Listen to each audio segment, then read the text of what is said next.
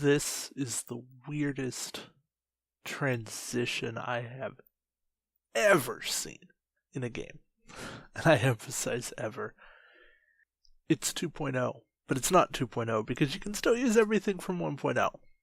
But it's not 1.5 because we're making old cards again and having different costs on them, or having some be one per ship instead of unique, or having some be one per ship instead of as many as you want, or having some be unique. And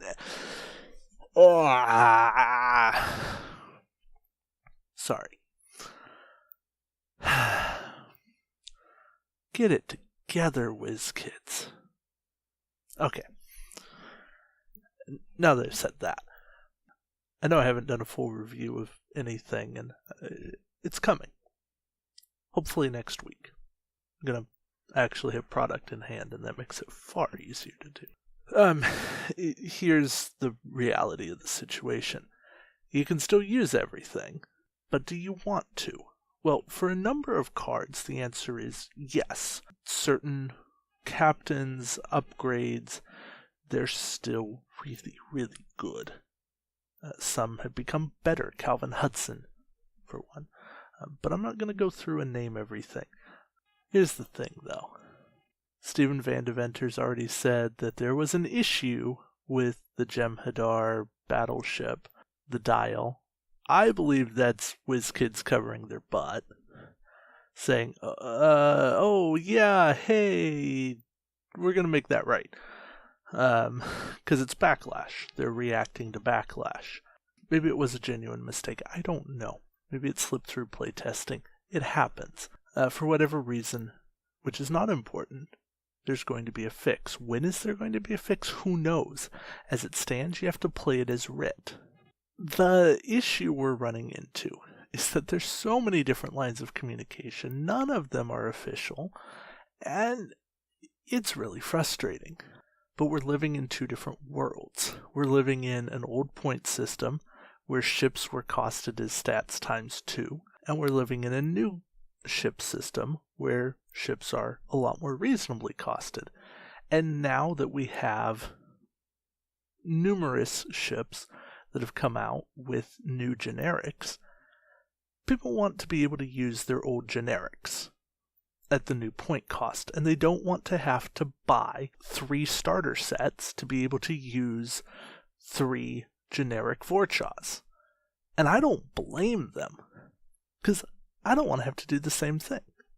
WizKids, give us a data table, give us a conversion sheet, give us a card pack of generics. Charge whatever you need to charge to make it right. It's fan service. It's a reward for those of us who've been in this game since it started, and printing generic ship cards doesn't alter the competitive balance whatsoever, because you still have to have the base plates, you still have to have the dials, you still have to have models in order to run it in tournaments. That's the reality. And if anyone wanted to buy it for their kitchen table games, well, they can already just print the card or proxy the card or say it's going to be whatever points they want it to be for their own kitchen table games. So you're not losing the casual player. You're not being affected in that market whatsoever. What that does is reward your dedicated tournament player base, the people who buy hundreds, thousands of dollars into this game. I still haven't counted every dollar that I've spent on this game. I don't want to, but I know that it's over $2,500. If I, as somebody who has been in this game since the day that the starter set and Wave Zero came out in 2013, can sit here and say that I want this kind of a product to come out, I am one of the people whose collections would be most impacted by it, because conceivably I have the most to lose. But I also sit here as somebody who has the most to gain, because I have bought every product that's come out. And I'm not saying every single generic ship needs to be in this product, but I'm saying that the ones that you know people run, and you know which ones those are, they need to be included. It's that simple. People still buy your new product. It's what happens. Throw us a bone.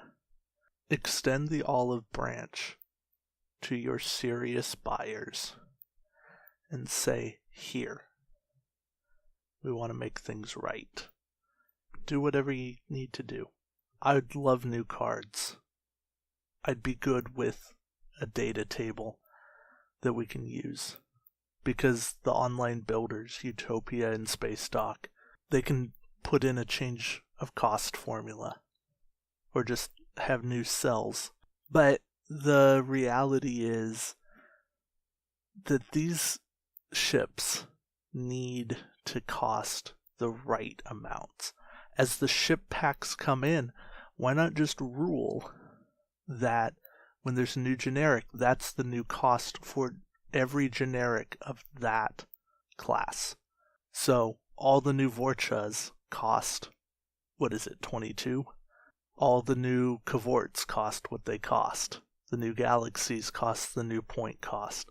It's a slow process, I grant you, but it's a process that it's tested. It's a process that proves itself over time, and it's one that says, okay, the named ships can stay. Named ships have an ability associated with them. I'm okay with that needing a lot more time to be tested and fleshed out. But let's at least have the generics work. Okay? Then people can use as many copies as they already have, as they've already paid for, in order to run the fleets that they want to run and have fun. Because that's the end goal here, is to have fun in the game. Plus, it'll probably diversify the tournament field even more. And that's a good thing. Think about it. Thanks for listening. Till next time, we'll see you around the shipyard. Take care.